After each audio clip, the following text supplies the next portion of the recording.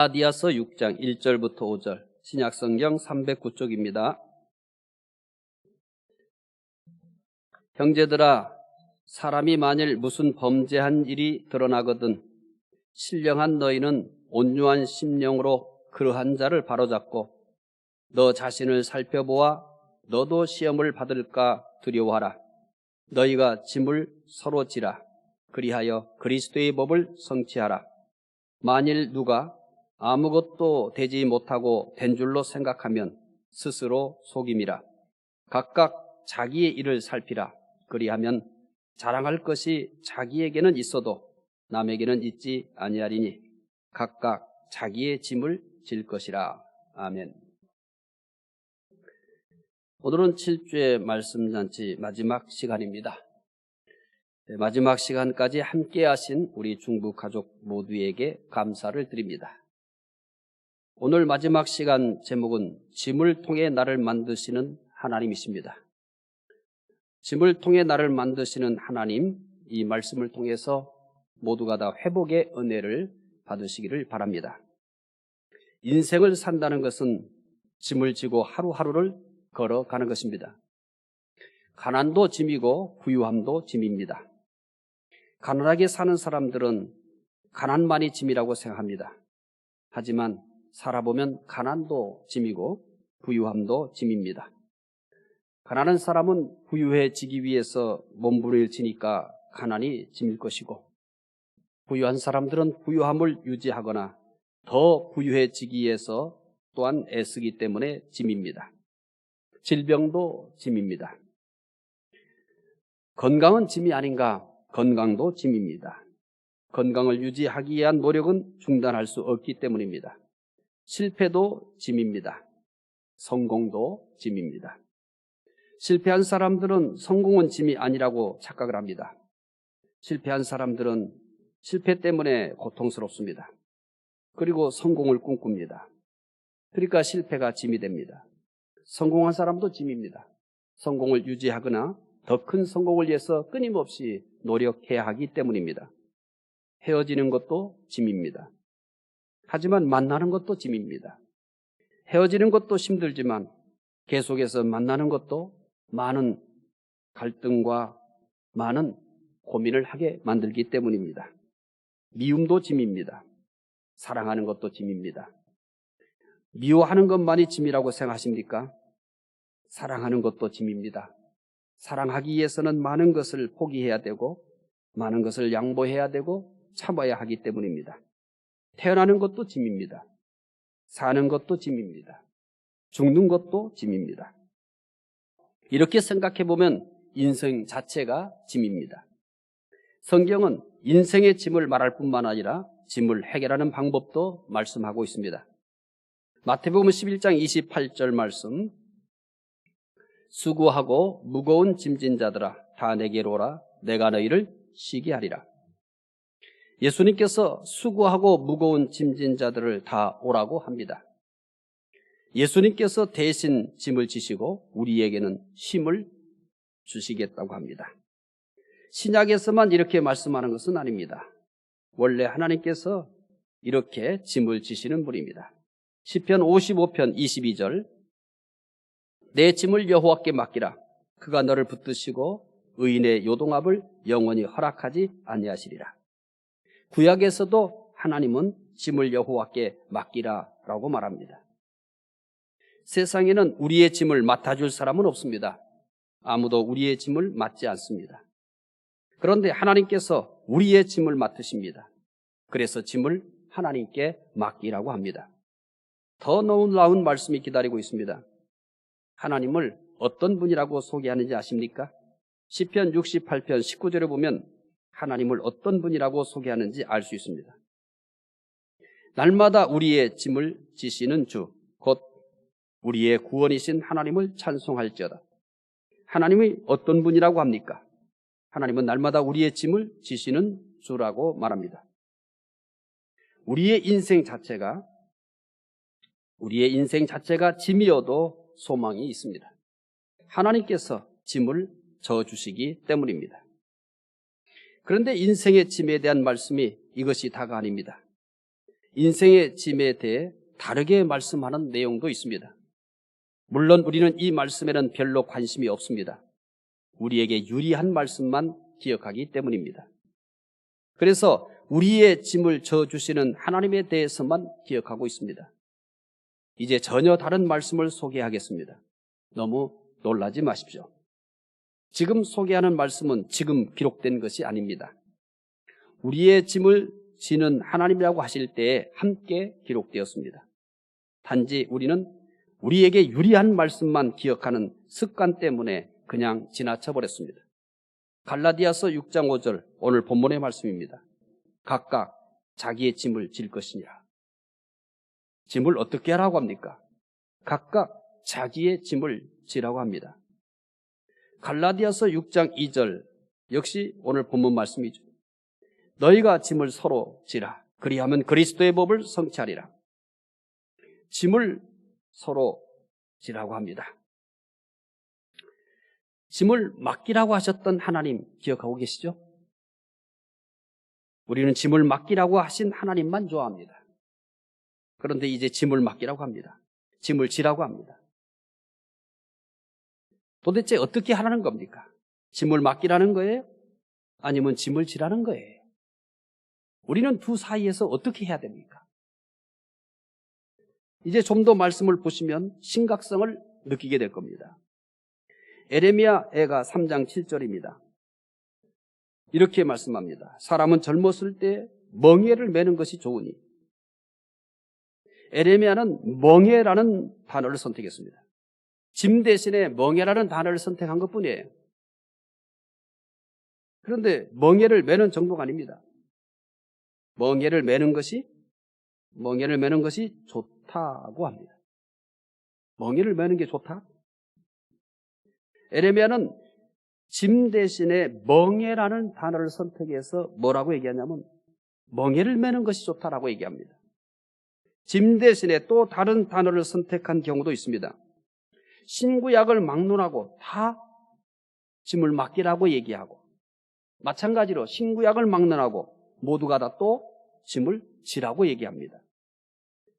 짐 대신에 다른 단어를 선택한 경우가 또 있습니다. 마태복음 16장 24절입니다. 이에 예수께서 제자들에게 이르시되 누구든지 나를 따라오려거든 자기를 부인하고 자기 십자가를 지고 나를 따를 것이니라. 예수님은 짐 대신에 십자가를 지라고 하십니다. 자기 십자가를 지고 예수님을 따르라고 합니다. 이보다 더 강하게 말씀하신 경우도 있습니다. 강도가 굉장히 셉니다.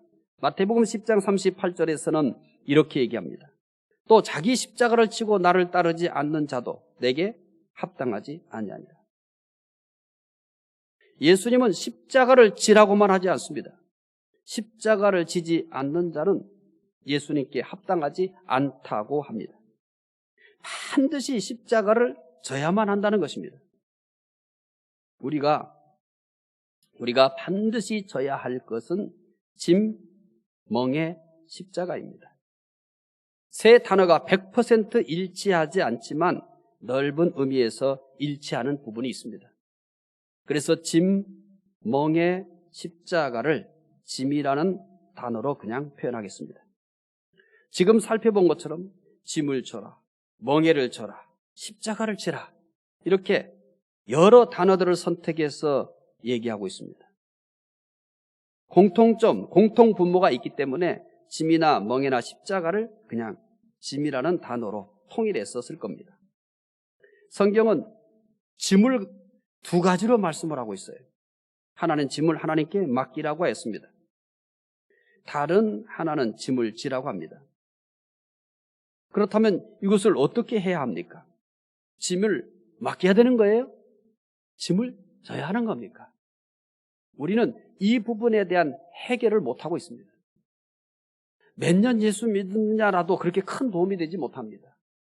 왜냐하면 많은 크리스찬들이 짐을 맡겨야 될 것과 내가 짐을 져야 될 것을 해결하지 못하고 있기 때문입니다. 가끔 교회는 주소가 잘못된 우편물들이 들어옵니다. 이 교회 위치가 이제 골목 시작점이잖아요.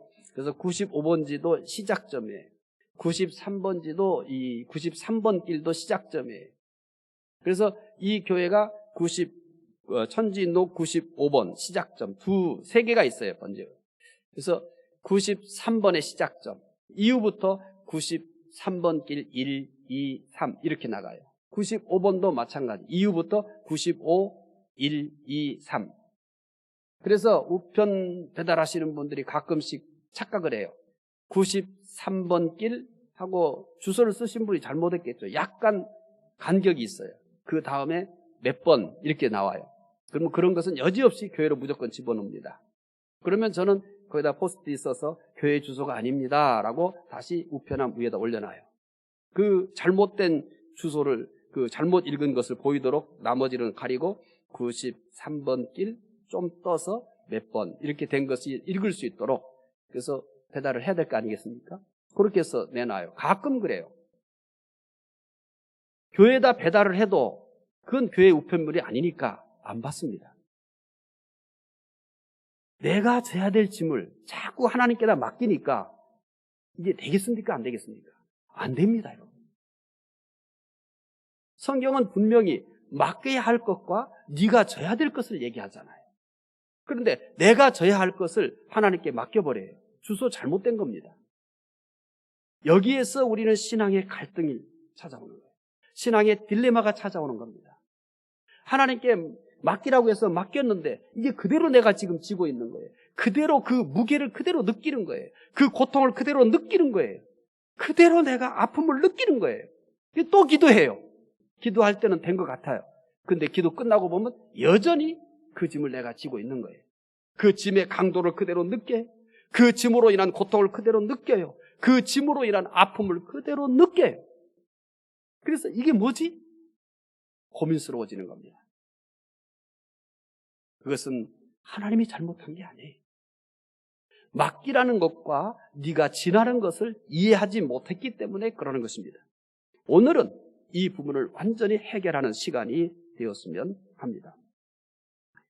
하나님께서 맡기라고 한 것은 죄의 짐입니다. 하나님께 맡기라고 한 것은 죄의 짐입니다. 죄의 짐은 아무도 질 수 없기 때문입니다. 죄의 짐은 오직 예수 그리스도만이 질 수 있습니다.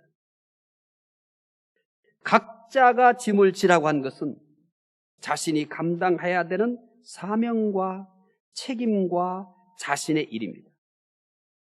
사명과 책임과 자신의 일은 자신이 져야만 하는 짐입니다. 하나님께 맡겨야 하는 짐은 다 알고 있고 잘 맡깁니다. 따라서 오늘 소개할 짐은 자신이 져야 할 짐입니다. 우리가 살면서 가장 큰 고통이 되고 있는 것은 자신이 져야 할 짐입니다. 자신이 져야 할 짐을 이해하지 못하고 이것마저도 하나님께 맡기려고 하기 때문에 해결이 안 되는 것입니다. 하나님께 간절히 맡겼는데도 여전히 그대로 있는 짐을 보면서 실망하기도 하고 괴로워하기도 합니다. 내 믿음이 부족한가? 이런 고민도 옵니다. 내 기도가 짧은가? 그래서 기도를 더 길게 해봅니다. 내 기도가 간절하지 못한가? 그래서 더 간절하게 기도해 봅니다. 하지만 변한 건 없습니다. 여전히 그 짐은 내 어깨 위에 있고 나는 힘이 듭니다. 나는 괴롭습니다. 땀이 납니다. 눈물이 납니다. 가슴이 아픕니다. 오늘은 바로 이 문제를 해결하는 시간이 되시기를 바랍니다. 우리가 져야 할 짐은 모든 사람에게 있습니다. 사실 짐 아닌 것은 없습니다. 그래서 말씀을 시작할 때 이렇게 말씀을 시작했습니다. 가난도 짐이고 부유함도 짐입니다. 질병도 짐이고 건강도 짐입니다. 실패도 짐이고 성공도 짐입니다. 헤어지는 것도 짐이고 만나는 것도 짐입니다. 미움도 짐이고 사랑도 짐입니다. 태어나는 것도 짐이고 사는 것도 짐이며 죽는 것도 짐입니다. 인생 자체가 짐입니다. 인생 자체가 짐이라는 것도 놀랍습니다. 그런데 더 놀랄 일이 있습니다. 어떤 짐이 되었던 그 짐은 고통스럽습니다. 짐을 지고서 춤추는 사람은 없습니다. 짐을 지고서 웃을 수 있는 사람은 없습니다. 짐은 반드시 땀을 수반합니다. 짐은 한숨을 수반합니다. 짐은 때로는 눈물을 수반하기 때문입니다. 욥이 져야 할 짐은 하나둘이 아닙니다. 자녀를 잃은 짐이 있습니다. 재산을 다 잃은 짐이 있습니다. 질병의 짐이 있습니다. 이거 내 자녀입니다. 하나님이 대신 질 수가 없는 거예요. 재산을 잃었습니다. 내 재산을 잃었습니다. 질병, 내 몸에 생긴 일들이에요. 다 나에게 생긴 일들이에요. 피할 수 없는 짐인 겁니다. 욥은 인생에서 가장 고통스러운 짐이 한꺼번에 찾아왔습니다. 욥이 지고 있는 짐 중 한 가지만 지게 되더라도 견디기 어렵습니다. 자녀를 잃는 짐을 평생 지고 간다고 생각해 보십시오. 이런 짐을 지고 사는 분도 있습니다. 이건 내가 질 수밖에 없는 거예요. 내 자녀이기 때문에.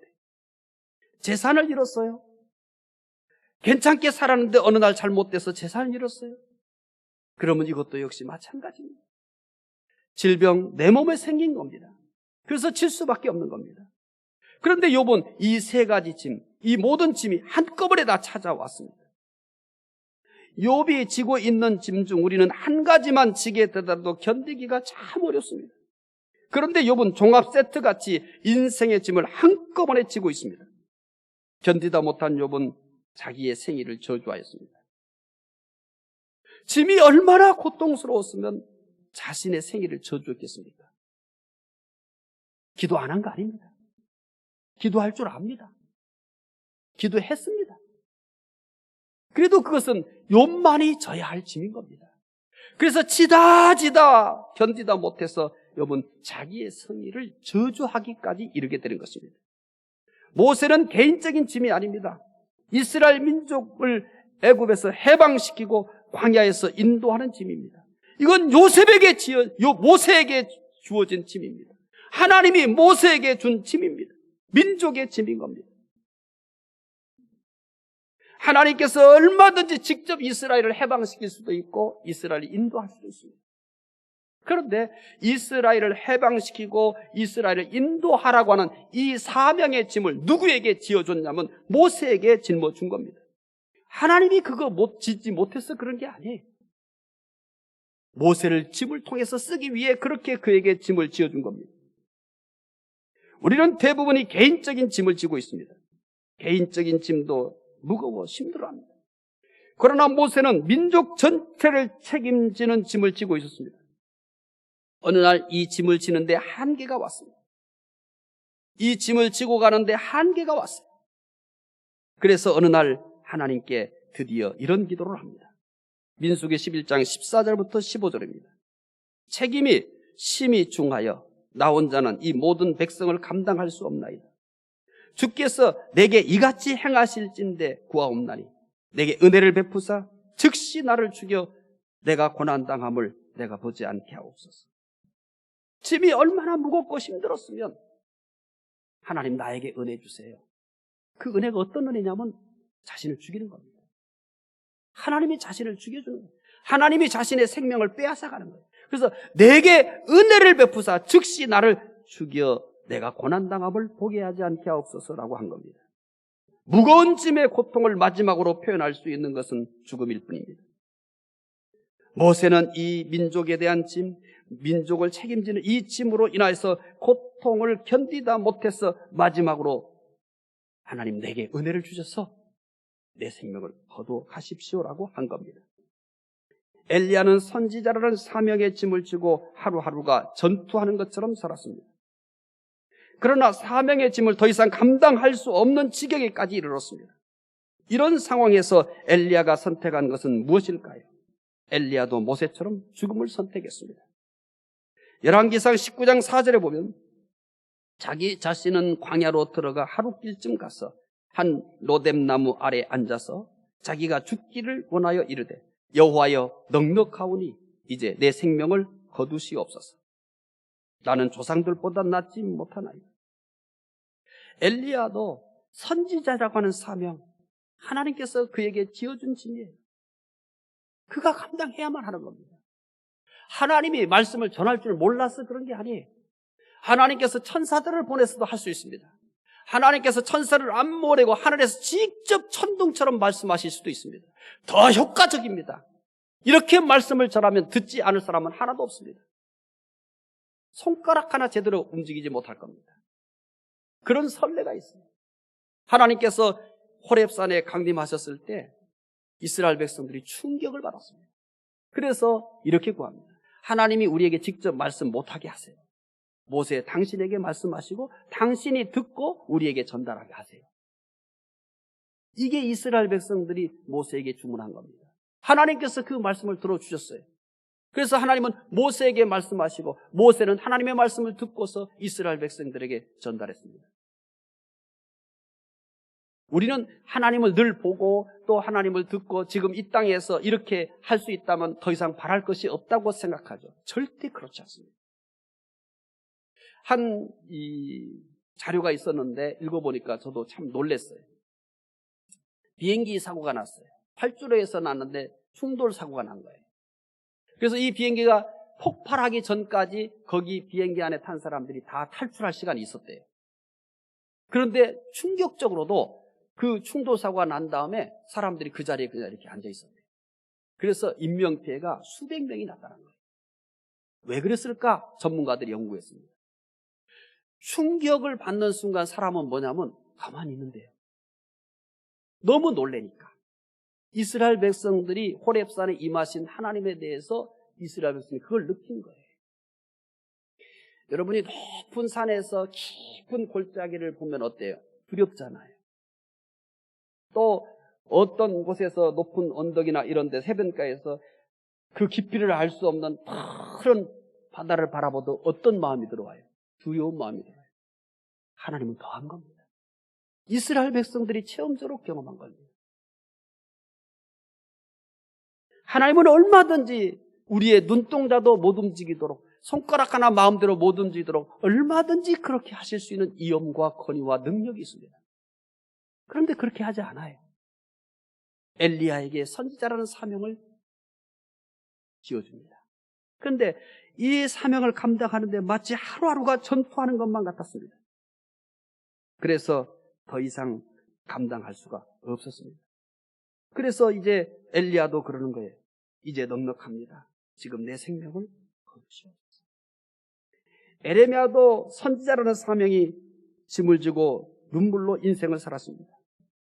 선지자라는 사명의 짐을 진 에레미야는 조롱을 당하기도 하고 죽음의 위협을 당하기도 했습니다. 하나님의 일을 하면 하나님의 일을 할 때마다 기쁨이 넘치고 충만하고 행복할 거라고만 생각하지 마십시오. 그럴 것 같으면 모세가 왜 죽여달라고 했겠습니까? 그럴 것 같으면 에레미야가 왜 죽여달라고 했겠습니까?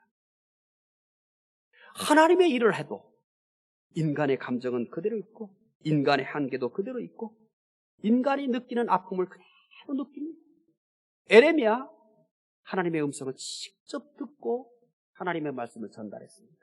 또 하나님의 말씀해 주시면 가서 전달했습니다. 그럴 때마다 얼굴이 뭐와 같아요? 천사와 같아야 되잖아요. 춤을 춰야 되잖아요. 누가 보더라도 저 사람 야 진짜 다르다 선지자는 이래야 되잖아요. 그런데 에레미야 선지자의 별명이 뭡니까? 눈물의 선지자입니다. 우리는 너무 많은 것들에 대해서 오해하고 있고 너무 많은 것들에 대해서 잘못 알고 있는 겁니다. 얼마나 많이 울었으면 이 사람의 이름을 눈물의 선지자라고 했겠습니까? 에레미야가 선지자라는 사명을 짐을 지고 산다고 해서 언제나 보람이 있었던 것도 아니에요. 희망이 있었던 것도 아니에요. 이 사명을 감당해도 뭐가 더 많았냐면 절망이 더 많았습니다. 보람보다는 후회가 더 많았습니다. 아픔이 더 많았어요. 그래서 오직했으면 하나님께서 음성을 들려주시고 그 음성을 전달하는 선지자임에도 불구하고 내가 다시는 하나님의 말씀을 전하지 않겠다라고 하니까 마음이 불붙는 것 같았다라고 합니다. 아무리 하나님의 말씀을 외쳐도 귀를 기울이는 사람이 없습니다. 에레미야가 선지자라는 사명의 짐을 지고 아무리 고생해도 아무 의미 없이 나라는 제동장치가 고장난 기관차처럼 멸망을 향해 폭주하고 있었습니다. 이게 무슨 소용이 있어? 하나님이 말씀해 주시면 그 말씀을 그대로 전달했는데 그 말씀이 전달했을 때 거기서 회심의 역사가 나타나고 우리가 들었던 것처럼, 우리가 알았던 것처럼, 우리가 읽었던 것처럼 거기에서 통에 자복하고 수많은 사람들이 회개하고 하나님께 돌아와야 되는데 그런 일은 일어나지 않았습니다. 우리가 알고 있는 상식은 그러잖아요. 그러면 에레미야가 무능했습니까? 에레미야가 사명을 감당하지 못했습니까? 아니에요. 무겁다 열심히 감당했습니다. 눈물로 감당했습니다. 그러나 현장은 사막이었습니다. 아무도 듣는 이가 없었고 아무도 깨닫는 이도 없었고 회개하는 이도 없었습니다. 나라는 제동장치가 고장난 기관차처럼 멸망을 향해 폭주를 하고 있었습니다.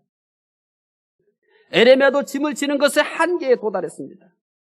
그래서 어찌하여 내가 태에서 나와서 고생과 슬픔을 보며 나의 날을 부끄러움으로 보내는가? 그러면서 욥처럼 자기의 생일을 저주합니다. 욥, 모세, 엘리야, 에레미야만이 아니라 모든 사람이 지고 있는 짐은 힘이 듭니다. 짐을 지고 웃는 사람은 없습니다. 모든 짐은 땀과 한숨과 눈물을 만들어냅니다. 그런데도 성경은 짐을 지라고 합니다. 오늘 본문 말씀 갈라디아서 6장 5절 다시 보겠습니다. 각각 자기의 짐을 질 것이라. 본문에서의 짐은 문자적으로는 군인들이 행군할 때 지는 짐을 뜻합니다. 우리에게 전달하려고 하는 뜻은 믿는 사람으로 살면서 감당해야 될 사명이나 의무나 책임 등을 의미합니다. 짐을 지라고 합니다. 우리는 짐을 맡기는 것에 익숙해 있습니다. 그래서 짐이라고 여겨지면 맡길 생각만 합니다. 하지만 성경은 짐을 맡기라고도 했고 짐을 지라고도 했습니다. 우리의 죄의 짐은 우리가 질 수 없습니다. 우리의 죄이기 때문에. 그래서 그것은 우리 주님께 맡깁니다. 회개를 통해서 우리는 맡깁니다. 죄의 짐을 맡기는 방법은 정확합니다. 늘 회개하면서 그 짐을 주님께 맡깁니다. 주님이 우리의 과거의 죄와 현재의 죄와 미래의 죄를 다 대신 짊어졌기 때문입니다. 그래서 우리의 죄에 대해서는 늘 회개하면서 그분께 맡기면 끝나는 겁니다. 내가 할 수 있는 일이 없는 겁니다. 그분이 제 짐을 다 지고 계시기 때문입니다. 그렇지만 성경은 우리에게 짐을 지라고 말합니다. 각자가 지라고 말합니다. 서로가 지라고 말합니다. 우리가 져야만 하는 짐이 있기 때문입니다. 그런데 성경은 그냥 짐을 지라고만 하지 않습니다. 짐을 지면 유익이 있다고 말합니다. 져야 할 짐을 벗어버리면 손해입니다. 지라고 하는 짐은 져야 유익이 되는 것입니다.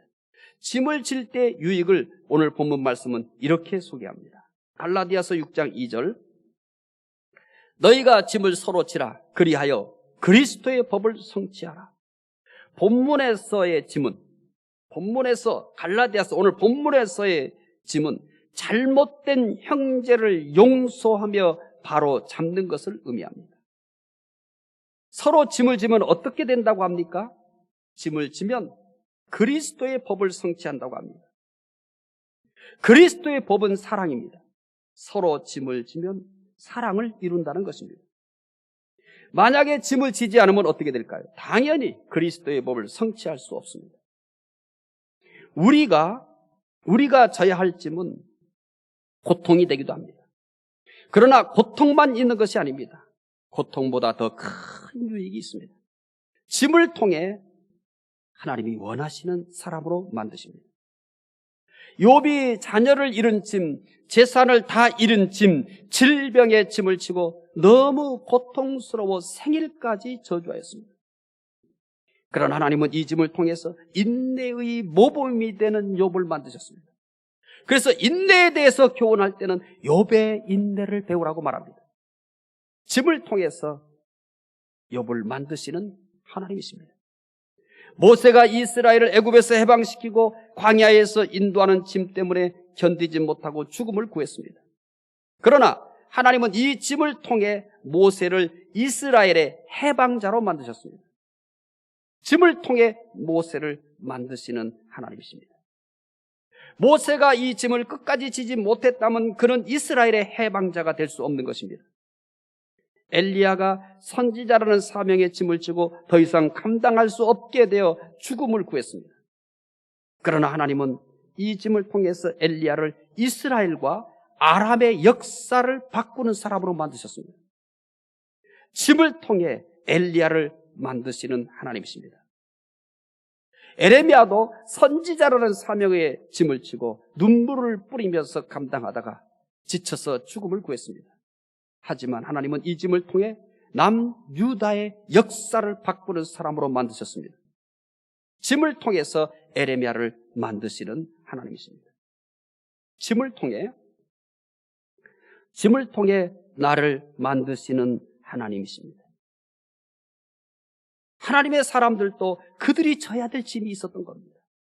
그리고 그 짐을 졌을 때는 비록 그게 하나님의 일이지만, 하나님이 맡겨주신 짐이지만 힘들었습니다.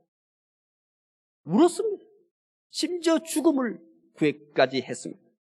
하나님의 일을 해도, 하나님이 맡겨주신 짐일지라도 그들이 정말 하나님의 말씀을 받고 때로는 하나님의 놀라운 권능을 행하고 또 하나님의 놀라운 위로를 받으면서 이 짐을 지고 갔지만 짐을 진다는 인간의 한계는 피할 수가 없었던 겁니다.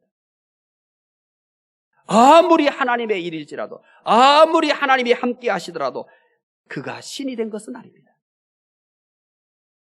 하나님이 함께 하시고 또 그가 기도하는 것은 이 짐을 잘 지기 위한 겁니다. 이 짐을 잘 질 수 있도록 하나님께서 지혜를 주시기도 하고 또한 힘을 주시기도 하는 것이지 하나님이 이 짐을 대신 져주시는 것은 아닙니다. 하루는 새 한 마리가 하나님께 물었습니다. 하나님은 왜 무거운 날개를 2개씩이나 양 어깨에 달아놓으셨습니까? 새가 물었어요. 하나님은 왜 무거운 날개를 2개씩이나 양 어깨에 달아놓으셨습니까? 그러자 하나님께서 이렇게 대답하십니다. 내가 날 수 있는 것은 그 무거운 날개 때문이란다. 내가 날 수 있는 것은 그 무거운 날개 때문이란다라고 하나님이 대답했습니다. 새의 두 날개가 짐처럼 느껴지지만 그 날개 때문에 하늘을 날 수 있습니다. 내게 있는 짐이 고통스럽지만 그 짐이 지금의 나를 있게 만들었습니다. 내게 있는 짐을 통해 하나님께서 원하시는 사람으로 만들고 계시는 겁니다. 지금 여러분의 짐이 여러분을 오늘 여기에 있게 만든 겁니다. 여러분이 지금 너무 힘들다고 생각하는 그 짐이 지금의 내가 있게 한 겁니다. 또 과거에 지었던 정말 힘들었던 짐, 많이 울었던 짐, 많이 괴로웠던 짐이 지금의 나를 만든 겁니다. 저에게 목사라는 짐이 없다면 이렇게 믿지 않습니다. 이렇게 기도하지 않습니다. 이렇게 교회를 사랑하지 않습니다. 목사라는 짐이 저를 이렇게 믿게 만들었고, 목사라는 짐이 이렇게 기도하게 만들었고, 목사라는 짐이 이렇게 교회를 사랑하게 했고, 목사라는 짐이 성도들을 하나하나 부르며 기도하게 만들었습니다. 저에게 목사라는 짐이 없었다면 이렇게 예수 안 믿어요. 이렇게 성도들을 사랑하며 기도하지 않아요. 이렇게 교회를 위해 헌신하지 않아요. 목사라는 짐이 오늘 나를 있게 만든 겁니다. 물론 이 짐은 싫어요. 모세나 그리고 엘리야나 그리고 에레미야처럼 싫어요. 힘들어요. 벗고 싶었어요. 그런데 벗고 싶은 짐이지만, 빨리 벗어버리고 싶은 짐이지만, 이 짐이 오늘 나를 만들었다는 사실 때문에 주님 끝까지 지겠습니다라고 버티고 있는 겁니다. 하나님이 도와주시기는 해요. 하나님이 힘을 주시기는 해요. 때로는 위로해 주시기는 해요. 그러나 하나님은 내 짐을 내려놓지는 않았어요. 앞으로도 그럴 거예요. 제가 지어야 되는 거예요. 하나님이 때로는 말씀으로 깨닫게 해 주실 뿐이에요. 때로는 위로해 주실 뿐이에요. 때로는 그것을 잘 질 수 있도록 힘을 주실 뿐이에요. 그가 들어주는 건 아니에요. 그거는 내가 져야 될 짐이기 때문에, 제가 목사이기 때문에. 하나님이 목사가 아니잖아요. 내가 중북교회 목사잖아요. 그러니까 이거는 내가 져야 되는 거예요. 하나님은 이 짐을 질 수 있도록 도와주시는 것뿐이에요. 오늘 여러분들이 지고 있는 짐이 이 자리에 있게 했는지도 몰라요. 나에게 그런 짐들이 없다면 이 자리에 있지 않고 다른 데 있을 분도 많이 있을 겁니다. 왜 여기에 앉아 있어요? 왜 불안하게 여기 앉아 있어요? 왜 여러 번 생각하면서 여기 나오게 해요? 더 편히 살 수 있는데. 그것은 내가 지고 있는 짐이 오늘 나를 여기에 있게 만든 것입니다. 글쓴이를 알 수 없는 내 짐의 등이라는 글을 제가 읽어드릴게요. 누가 쓴지는 몰라요. 책에도 누가 쓴지 모른다고 밝혔어요. 찾아봤는데 찾을 수가 없었어요. 그래서 무명의 글입니다. 내 등의 짐. 내 등에 짐이 없었다면 나는 세상을 바로 살지 못했을 것입니다. 내 등에 있는 짐 때문에 늘 조심하면서 바르고 성실하게 살았습니다. 이제 보니 내 등의 짐은 나를 바르게 살도록 한 귀한 선물입니다. 내 등에 짐이 없었다면 나는 아직도 미숙하게 살고 있을 것입니다. 내 등에 있는 짐은 무게가 내 삶의 무게가 되어 그것을 감당하게 하였습니다. 이제 보니 내 등의 짐이 나를 성숙시킨 귀한 선물이었습니다. 하나님은 짐을 통해 나를 만들고 계십니다. 하나님은 짐을 통해 나를 더 성숙한 사람으로 만들고 계십니다. 저는 대화 중에 제일 싫어하는 대화 중 내용이 있어요. 나 욕심 없어요라는 말을 제일 싫어합니다. 전 욕심이 있거든요. 저 사람은 어떻게 욕심이 없을까? 저 욕심이 많아요. 그런데 목사라는 짐이 욕심을 자꾸 포기하게 만들어요. 내가 목사가 아니었다면 나 이렇게 안 살아요. 이렇게 꾸질꾸질하게 안 살아요. 나도 폼나게 살았을 거예요. 목사이기 때문에 욕심을 자꾸 뭐 하는 거예요? 포기하고 보류하고 버리는 거예요. 지금도 욕심이 있어요. 목사이기 때문에 욕심을 내려놓는 거예요. 저는 죽을 때까지 욕심이 있는 사람으로 살 겁니다. 단 어떤 욕심이 있는 사람이냐면 욕심을 자제하고 욕심을 버리고 그렇게 살 겁니다. 그가 나를 하나님 나라에 데려가면 그때 비로소 나는 아무 욕심이 없는 사람이 될 거예요. 근데 제가 살아보니까 여기 있는 동안 내가 인간으로 사는 동안 욕심을 다 버리기는 어려운 것 같아요. 그런데 욕심을 버리게 하는 최고의 무기가 뭐냐면 목사라는 거예요. 그래서 감사해요. 목사라는 것 때문에 욕심을 자꾸 버리는 거예요. 나도 더 멋진 옷도 입고 싶고 더 멋진 차도 끌고 다니고 싶은데 성도들에게 상처 주고 싶지 않아요. 힘들게 사는 성도들이 있잖아요. 어렵게 사는 사람들이 있기 때문에. 그래서 자제하는 거예요. 멋진 차를 타고 싶고 멋진 옷을 입고 싶고 멋진 집에서 살고 싶은 욕망이 왜 없겠어요? 저 있어요. 그런데 참는 거예요. 버리는 거예요. 이유는 딱 하나입니다. 성도들 실망시키고 싶지 않아요. 성도들에게 상처 주고 싶지 않아요.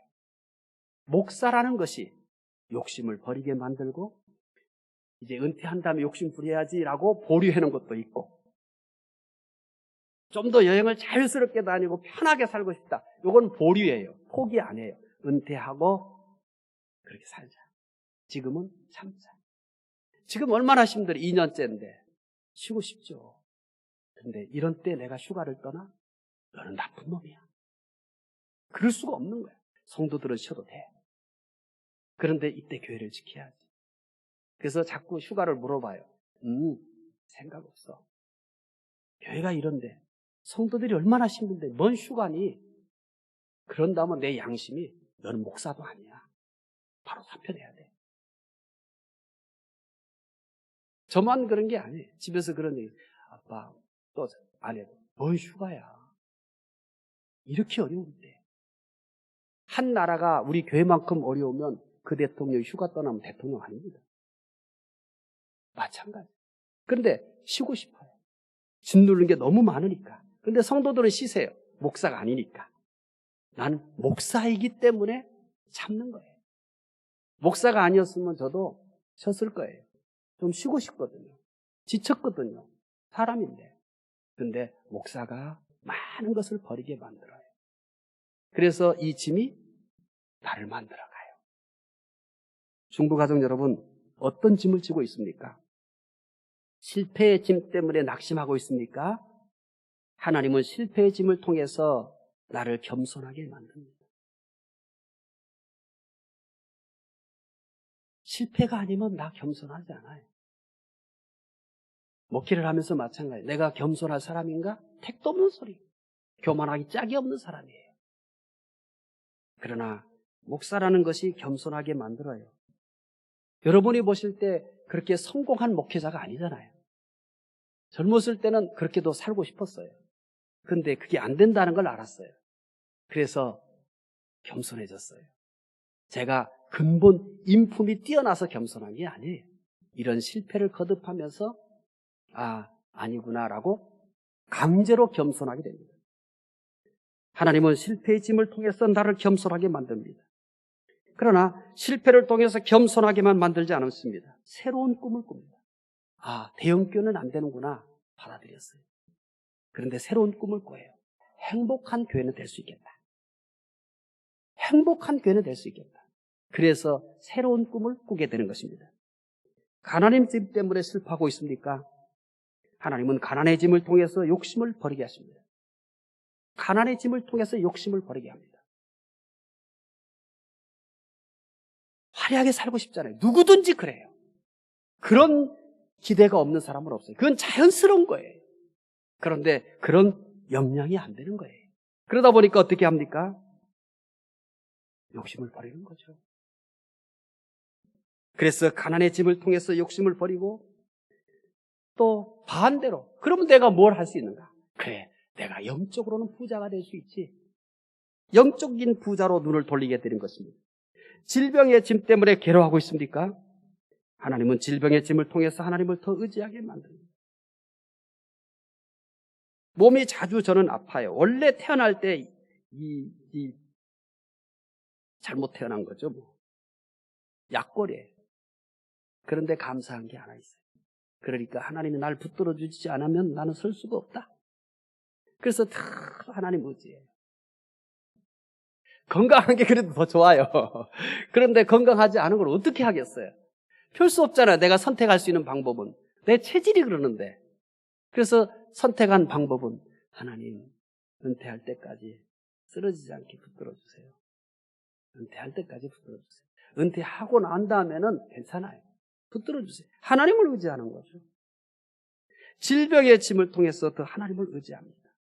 그리고 영적으로 더 건강한 사람이 되도록 합니다. 자녀의 짐 때문에 근심하고 있습니까? 자녀의 짐은 모든 부모들이 지고 있는 짐이에요. 다를 뿐이에요. 자녀의 짐의 무게가 어렸을 때는 모릅니다. 빨리 컸으면 좋겠다. 커보세요. 큰 만큼 짐이 무거워집니다. 왜냐하면 그때부터 통제 밖으로 가기 때문에. 중학교, 고등학교 가면서 이 아이의 실체가 나타납니다. 그런데 그게 자연스러운 거예요. 걔는 독립된 인격체이기 때문에. 대학을 가면 이제 더 이상 영향권 밖에 나간 것 같아요. 대학을 졸업하면서요, 이제는 내 영역 바뀝니다. 자녀는 누구나 다 짐이 되는 겁니다. 때로는 체면 때문에 얘기 못하는 거예요. 목사라는 체면 때문에 자녀에 대해서 지고 있는 짐을 말하지 못할 뿐입니다. 짐의 종류가 다릅니다. 다 짐을 가지고 있습니다.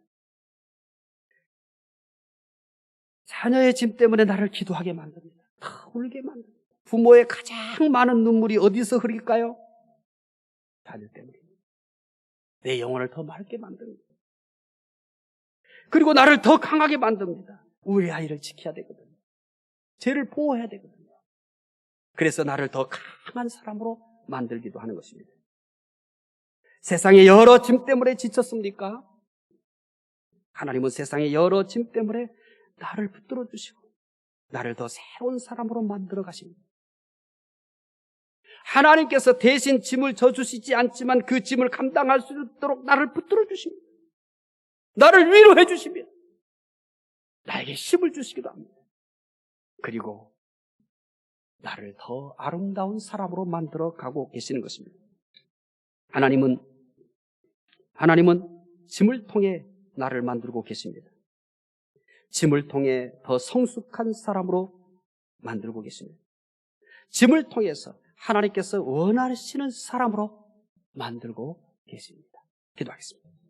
하나님, 우리는 우리 하나님께 맡겨야 될 짐도 있지만 우리가 평생 져야 될 짐도 있습니다. 하나님, 우리가 져야 될 짐은 때로는 고통이 되기도 하고 때로는 한숨이 되기도 하고 때로는 눈물이 되기도 합니다. 하지만 내가 평생 져야 될 짐이 땀만 되고 한숨만 되고 눈물만 되는 것이 아니라 그것이 나를 하나님 보시기에 하나님이 원하시는 사람으로 만들어가는 도구가 된다는 사실도 깨닫게 해주시기를 원합니다. 하나님은 우리가 져야 될 짐을 통해서 나를 만들어가고 계시는 것을 깨닫게 해주시고 그 짐을 끝까지 잘 감당할 수 있도록 도우시기를 원합니다. 감사하며 예수님 이름으로 기도드리옵나이다. 아멘.